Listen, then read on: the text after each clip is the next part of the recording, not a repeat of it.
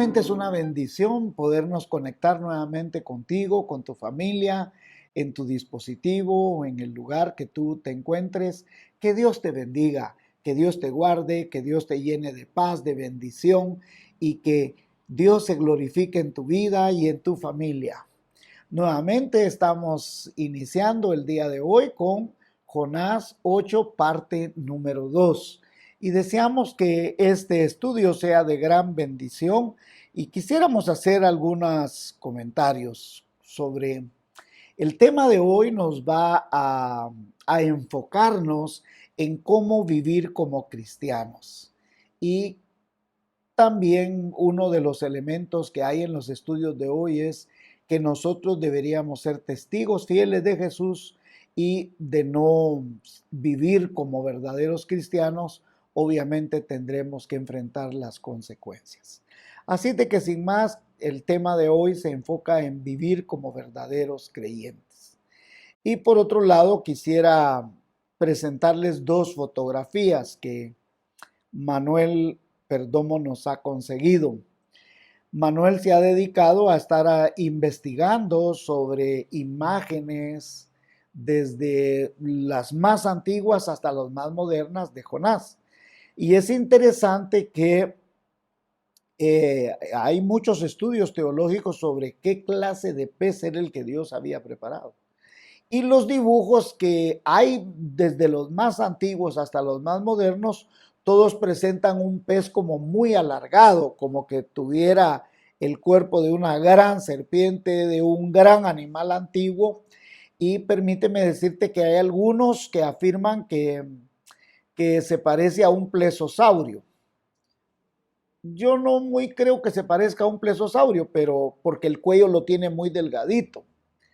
Pero es interesante que hay estudios que hablan de que podía ser un leviatán y otros dicen que no, que era un pez tan enorme que Dios preparó, y Dios pudo haber preparado un pez que se haya quedado desde tiempos muy antiguos y que ahora ya no existan. O no sabemos, ¿verdad? Pero lo interesante es que los dibujos más antiguos tienen formas extrañas los peces. Así sin más, el día de hoy usamos la herramienta época, que la E simboliza un ejemplo a seguir, la P es una promesa a reclamar, que es un ofrecimiento de Dios en el cual Dios se obliga a cumplirnos y a dárnosla, ¿no? O se compromete a cumplir lo que nos ha prometido. La O es un mandamiento a obedecer, la C es un pecado a confesar y la A es un cambio de actitud. En el estudio pasado vimos cómo la superstición es un pecado en nuestra sociedad y lamentablemente vivimos con gente que es muy supersticiosa. También el día de hoy vamos a ver cuáles son los resultados de lo que está pasando en la vida de Jonás en este preciso momento, después de lo que ellos dijeron en el versículo 7. Y dijeron cada uno a su compañero: venid y echemos suertes para que sepamos por causa de quién nos ha venido este mal, y echemos suertes, y la suerte cayó sobre Jonás. Eso fue lo que usamos en el estudio pasado. Hoy vamos a ver los versículos 8, 9 y 10. Así de que estamos en el capítulo 1, versículos 8, 9 y 10. Entonces le dijeron ellos: decláranos ahora por qué nos ha venido este mal. ¿Qué oficio tienes? ¿De dónde vienes? ¿Cuál es tu tierra? ¿Y de qué pueblo eres? Y él les respondió: soy hebreo, temo a Jehová, Dios de los cielos, que hizo el mar y la tierra. Y aquellos hombres temieron sobremanera y le dijeron: ¿por qué has hecho esto? Porque ellos sabían que huía de la presencia de Jehová, pues él se los había declarado. Así vamos pues a las primeras cosas. Imagine por un momento la escena que están viviendo. Ellos no entienden por qué está esta enorme tormenta. Seguramente no es tiempo de tormentas y aquel barco está subiendo enormemente, de repente baja, el barco va hacia un lado, hacia otro, y el barco está crujiendo a punto de caer. Ellos echan suertes porque es lo que ellos creen en ese momento y la suerte recae sobre Jonás y entonces ahora en medio de aquella gran tormenta están confrontando a Jonás. Y el objetivo era averiguar en verdad por qué tenían este evento. Y Jonás está siendo interrogado de una manera muy especial. Y deben haberle hecho muchas más preguntas. Lo han de ver acorralado a preguntas. La Biblia registra 5 preguntas, ¿verdad? Entonces el libro dice, ¿por qué nos ha venido este mal? ¿O por qué ha venido esta tormenta? Que ellos no lograban entender. ¿Qué oficio tienes? Es la segunda. O sea, ¿a qué te dedicas? ¿Qué es lo que tú haces? 3, ¿de dónde vienes? ¿De dónde procedes? ¿A dónde vas? ¿Cuál es tu tierra? Es la 4. O sea, ¿de qué país tú eres? Y la 5 es, ¿de qué pueblo eres y cuál es tu raza? En realidad, permítame decirle con mucha propiedad que las preguntas no son casuísticas. Y las preguntas no provinieron de los marineros. Estas preguntas Dios las puso en la lengua de los marineros a efecto de que Jonás sintiera que Dios mismo es quien lo está confrontando. Y según la palabra de Dios, cuando Dios nos rodea de circunstancias, nos rodea de situaciones que nosotros estamos viviendo, nosotros deberíamos de tener una sensibilidad espiritual para entender que Dios nos está llamando a su redil a través de las circunstancias, a través de los problemas, a través de las situaciones que vivimos. Al venir estos hombres delante de él en realidad lo están confrontando porque le están haciendo recordar cuál es el llamado de Dios para su vida. Y usted y yo, al ir leyendo detenidamente este pasaje, nos encontramos que es Dios que nos está confrontando a nosotros. Mire, ¿por qué nos ha venido este mal? Y él dice, porque yo estoy huyendo de la presencia de Dios. Yo desobedecí a Dios. ¿Qué oficio tiene? Soy profeta, dice. Yo temo a Jehová, el Dios de los cielos, que hizo el mar y la tierra. Ahora, la gente extranjera conocía de Israel a través de la historia. Israel era muy famoso. Israel a través de toda la historia sabían cómo ellos habían salido de Egipto. Por tradición sabían que era un pueblo que tenía profetas y era gente que Dios había levantado y que habían hecho milagros, portentos. La gente conocía eso. Cuando este hombre empieza a decir de dónde vienes, cuál es tu tierra, entonces él empieza a decir, bueno, soy de Israel, soy de Samaria, soy del reino del norte y soy hebreo, soy profeta y temo al Dios vivo. Ahora, Jonás reconoce que él es un hebreo. Y en Génesis 11, 10 al 26 hay una lista de generaciones que va a llegar justamente con Abraham. Y en el versículo 11, 14 va a aparecer el nombre de Eber. ¿Y quién es este Eber? De este Eber es que va a venir la palabra hebreos, de Eber. Y Eber es descendiente directo de Abraham. Y en Génesis 14, 13 ya vamos a ver la forma patronímica de Abraham, que después designó a su hijo Isaac, quien también es hebreo, y los hijos de Isaac fueron Esaú y Jacob, y Dios cambia el nombre de Jacob por el de Israel, y después se van a llamar israelitas. Será hasta muchos años después de la esclavitud en que cuando regresan de Babilonia se les va a llamar judíos. ¿Y de dónde viene el nombre judío? Viene de Judá. De ahí viene el nombre específicamente. Ahora, la religión judía, y póngame atención, no necesariamente se le aplica a todos los israelitas, porque no todos los israelitas practican el judaísmo como religión, como religión. Ahora, no hay que confundir la religión judía con el israelita como ciudadano, porque hay, como le digo, muchos israelitas que no practican el judaísmo. Ahora, cuando le preguntan a él, ¿tú quién eres? Él dice, yo soy un profeta. Ahora, me imagino que los marineros le preguntaron, ¿cómo tú siendo un profeta? te atreviste a desobedecer a Dios. Si tú dices que temes a Dios, ¿cómo es posible que lo desobedeces? Y entonces, ¿qué es lo que debería de haber aquí en nosotros? Primero, un cambio de actitud. ¿Por qué debe haber un cambio de actitud y una confesión de pecado aquí? Porque no es lo mismo decir yo soy cristiano a vivir como cristiano. Y hermanos, ¿cuántos vivimos en la flor de la boca lo tenemos? Y decimos, yo soy evangélico, yo soy cristiano, pero no vivimos como tal. Los vecinos, nuestros compañeros de trabajo. En la U, de hecho, nadie sabe que tú eres cristiano ni que vas a la iglesia. Porque en la U te comportas de una manera que nadie sabe que tú eres cristiano. En tu trabajo nadie sabe que tú vas a la iglesia. ¿Sabes por qué? Porque nadie sabe que tú perteneces al Dios vivo. Y estos hombres ni siquiera sabían quién era él, de dónde era.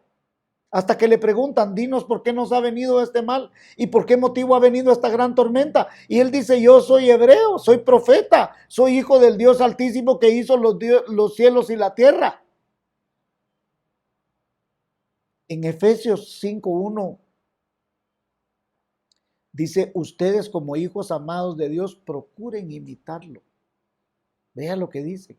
Y en Efesios 4:1 hasta el final del libro, en Efesios 6:24, nos indica cómo nosotros los creyentes deberíamos vivir.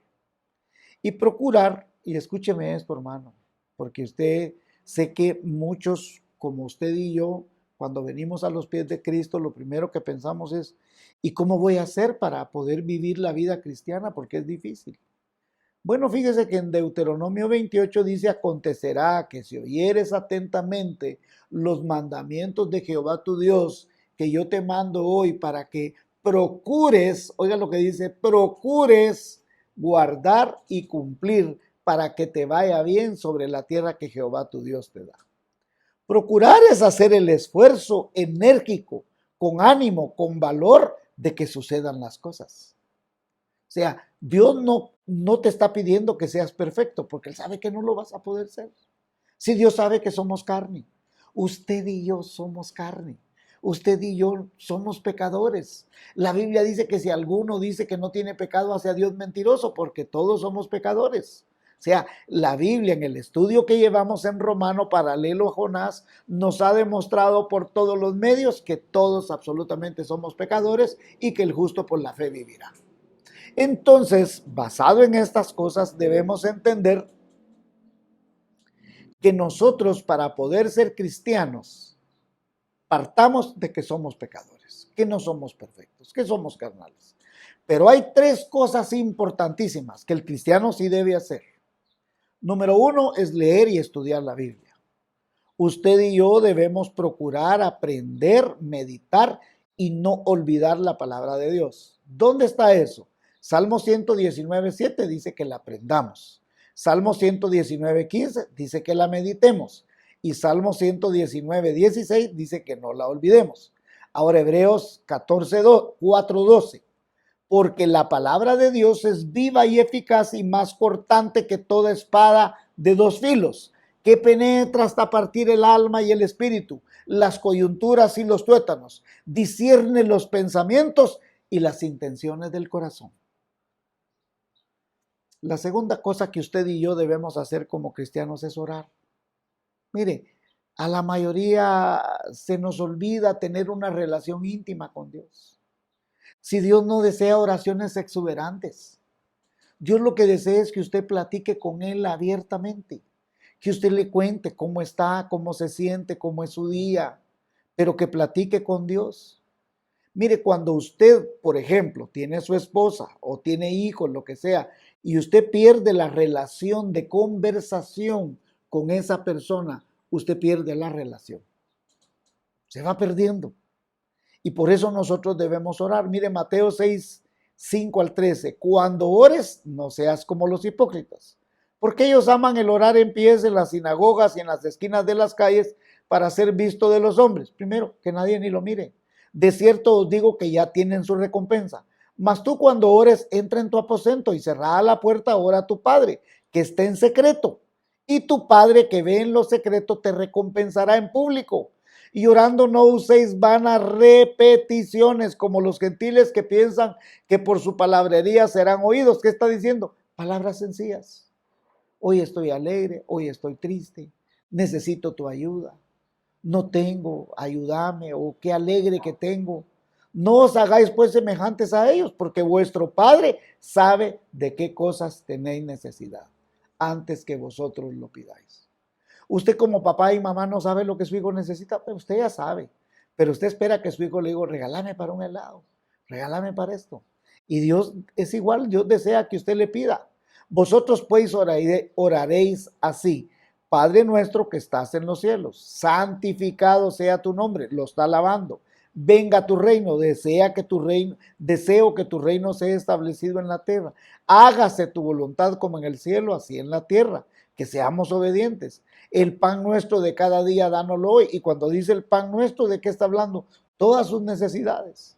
Agua, luz, teléfono, comida, ropa, todo lo que usted necesita. Es más, hasta sus impuestos. Tiene que pagar impuestos, el UCI, lo que sea. Dios se lo va a dar a usted. Y perdona nuestras deudas. Oiga, perdona nuestras deudas. ¿Y qué son las deudas? No solo las económicas, sino que también las espirituales que usted ha hecho. Como también nosotros perdonamos a nuestros deudores. Perdone, perdone. Y no nos metas en tentación, mas líbranos del mal, porque tuyo es el reino, el poder y la gloria por todos los siglos. Amén.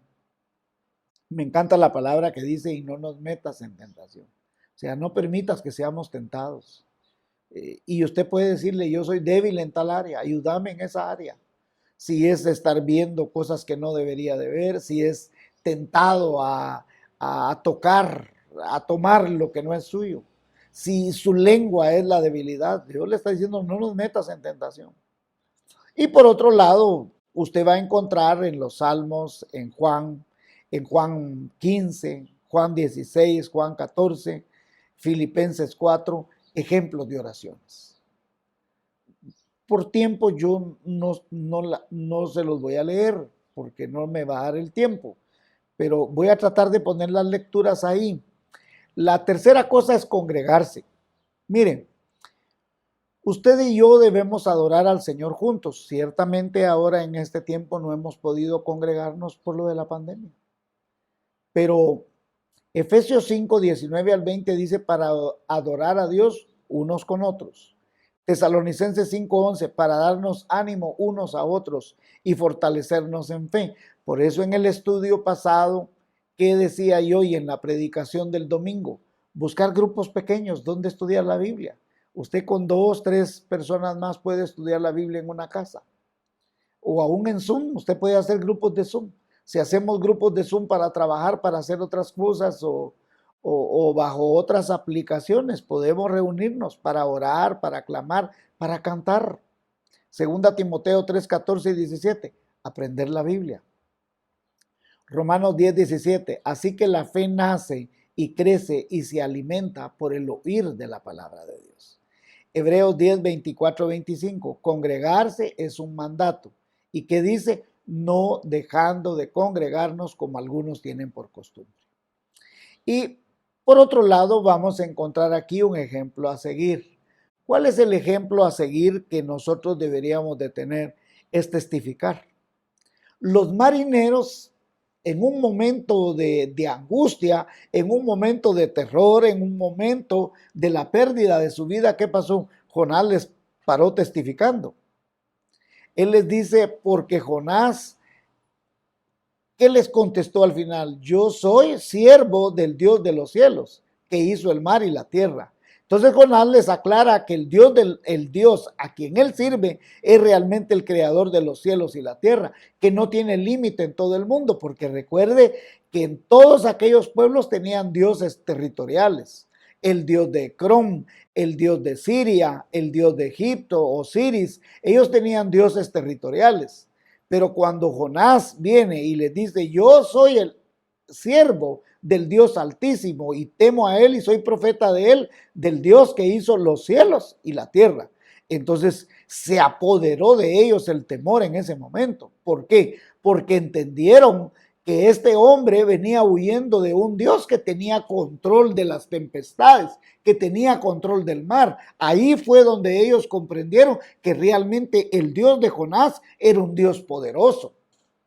Nadie va a saber qué tan poderoso es Dios a menos que usted testifique.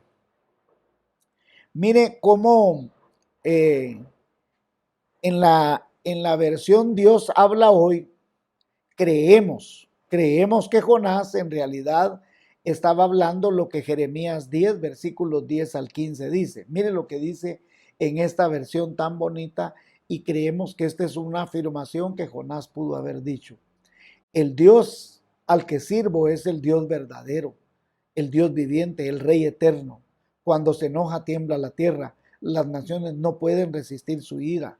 Mi Dios con su poder hizo la tierra, con su sabiduría afirmó el mundo, con su inteligencia extendió el cielo. Con su voz de trueno hace rugir el agua en el cielo, hace subir las nubes desde el extremo de la tierra, hace brillar los relámpagos en medio de la lluvia y saca viento de donde lo tiene guardado e hizo esta tormenta. Sus dioses no pueden hacer eso porque sus dioses no hicieron el cielo ni la tierra. Sus dioses desaparecerán de la tierra, ni uno de ellos quedará debajo del cielo. Sus dioses no valen nada, no tienen poder, por lo tanto la tormenta continuará, aunque ustedes les recen a ellos. Qué tremendo, hermanos.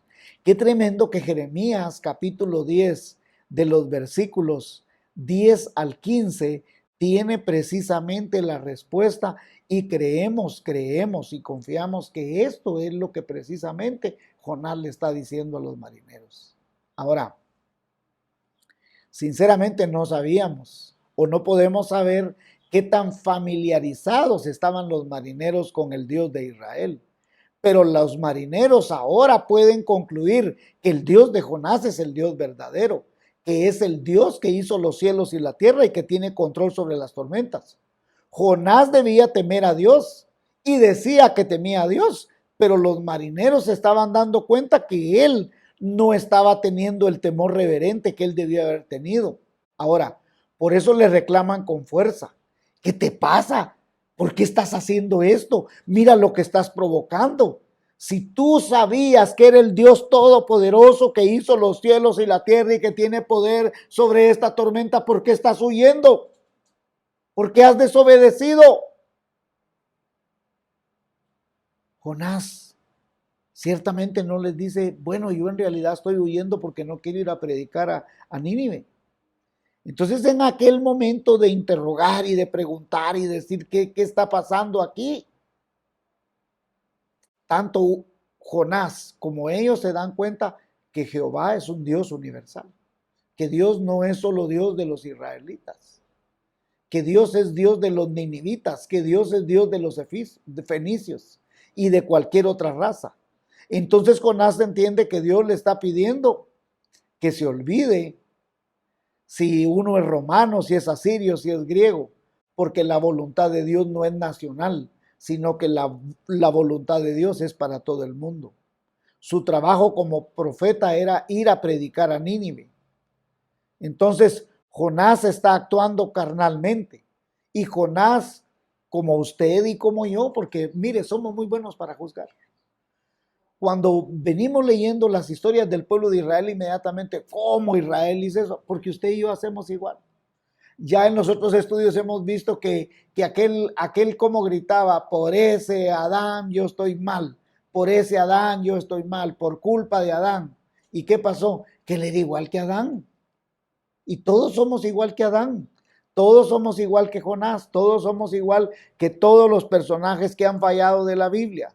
Y entonces este pasaje en realidad nos habla poderosamente a todos. ¿Por qué? Porque todos deberíamos de testificar y ser. ¿Y qué es testificar? Bueno, ser un testigo de las grandes maravillas que Dios ha hecho en nuestra vida. ¿Qué debemos testificar? Miren, los bautistas tenemos una declaración de fe en la cual explicamos que por ejemplo, la Biblia es la única regla de fe y práctica, que la escritura es inspirada por Dios y útil para enseñar, redarguir, corregir, para destruir injusticia, a fin de que todo hombre de Dios sea perfecto, enteramente preparado para toda buena obra, 2 Timoteo 3, 16, 17. ¿Qué hablamos los bautistas? Que existe un solo Dios, que no hay más dioses, ¿va? Y que por tanto debemos ir por todas las naciones y hacer discípulos, bautizándolos en el nombre del Padre, del Hijo y del Espíritu Santo. Que Jesucristo es Dios mismo, que no es solo Hijo, no, es Dios mismo, porque Hebreos, ¿qué dice Hebreos? Que Dios, habiendo hablado a través de los tiempos, en estos postreros tiempos, nos ha hablado a través del Hijo, a quien constituyó heredero de todos, y quien es la imagen misma de su sustancia. ¿Qué es imagen? La misma persona. Usted se mira en el espejo, es usted mismo. Sustancia de lo que está hecho una cosa. Él es la misma imagen y sustancia de Dios mismo. Es 100% hombre Jesucristo y es 100% Dios. Dos naturalezas en una. Por eso, y escúcheme bien, por eso es que Dios nos puede pedir con toda autoridad y con toda propiedad, imítenme a mí, dice Jesús. Ahora, si él hubiera vencido todas las cosas como Dios, entonces no nos pudiera decir a nosotros, hagan como yo he hecho. Porque entonces sería una trampa, nadie pudiera cumplir. Pero si Jesús actuó como hombre en este mundo y soportó todas las tentaciones y la maldad, todo el odio de este mundo y venció el odio con poder, nos puede pedir, ustedes también pueden vencer. ¿Y cómo? Con el auxilio del Espíritu Santo. Por eso creemos en la deidad del Espíritu Santo, absolutamente.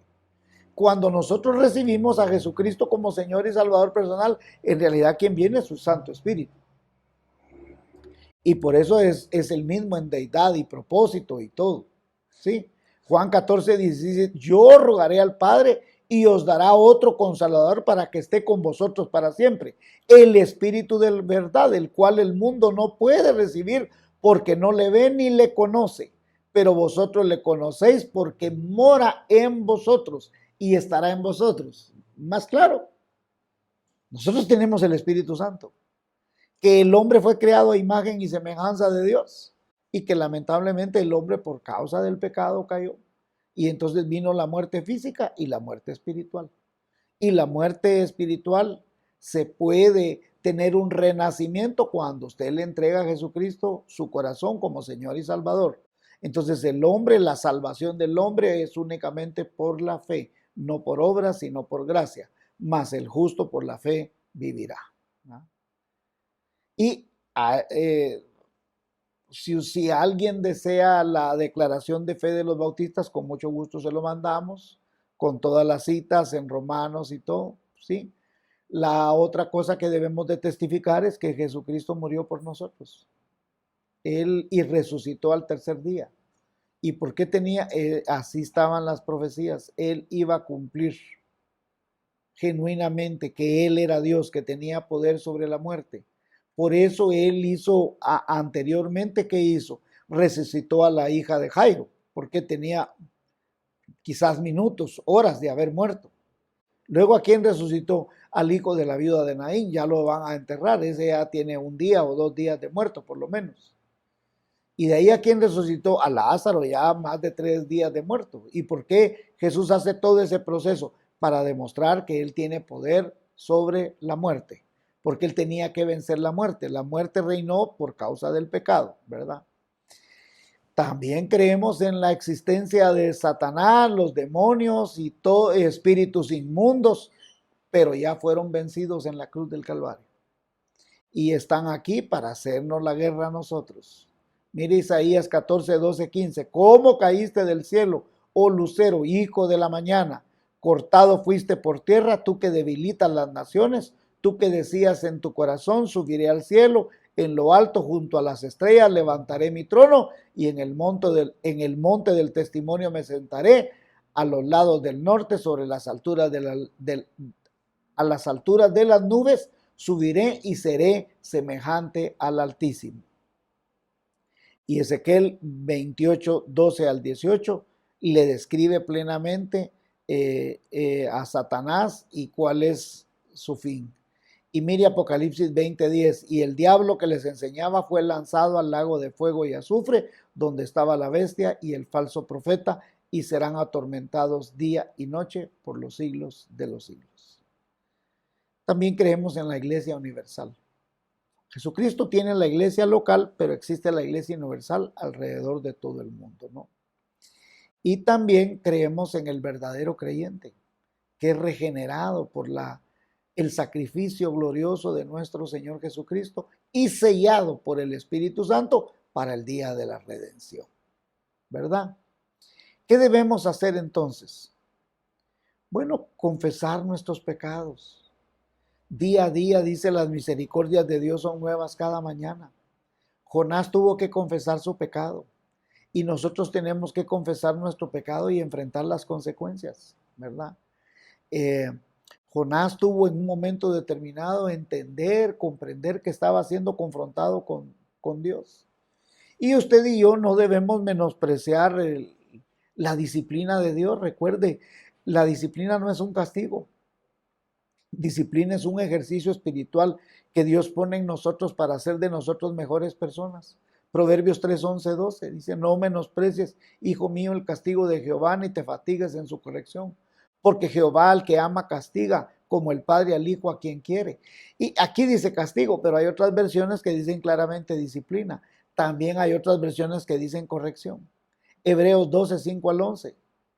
No menosprecies, hijo mío, la corrección, ni te desanimes cuando te reprenda, porque el Señor corrige al que ama, porque el Señor corrige al que y castiga a quien recibe como hijo, etcétera, etcétera. Mire, el resultado de la disciplina es que Dios aumenta nuestra fe. Santiago 1, 2 al 4. Hermanos míos, ustedes deben tenerse por muy dichosos cuando se vean sometidos a pruebas de toda clase, pues ya saben que cuando su fe es puesta a prueba, ustedes aprenden a soportar con fortaleza el sufrimiento, pero procuren que esta fortaleza los lleve a la perfección, a la madurez plena, sin que les falte nada. Ahora, hermanos, ¿qué podemos sacar el día de hoy? Número uno, que realmente nosotros debemos vivir la vida como Cristo desea. Nosotros somos la sal de la tierra.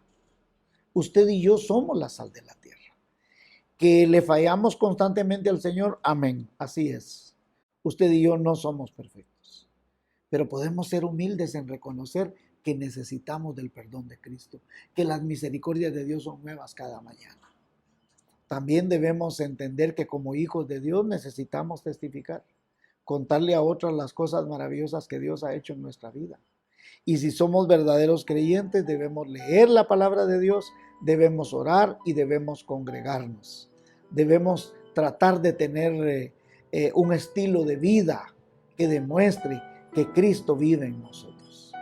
Así sin más, hermanos, en el siguiente estudio vamos a continuar viendo cuáles fueron las consecuencias que tuvo que pagar Jonás. Que Dios les bendiga y les esperamos con el nuevo de la serie.